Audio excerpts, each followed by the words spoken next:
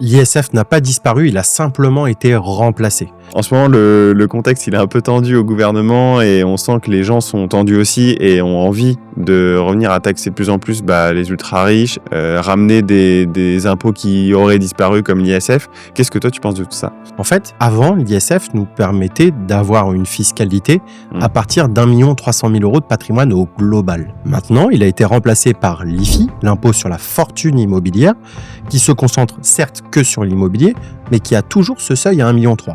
Donc si on s'arrête là, on dit ok, les riches qui ont de l'argent de côté, eh bien ils seront moins taxés, donc il y aura moins de recettes.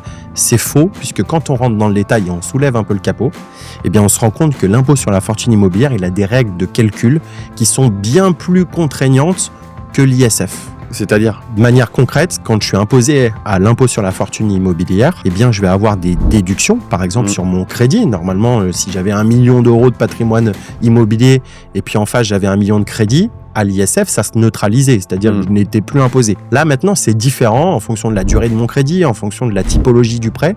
Et donc, de plus en plus, il y a des personnes qui sont toujours éligibles, mais qui sont contraintes de se dire à un moment donné, la pression fiscale est trop forte, je revends mon bien immobilier.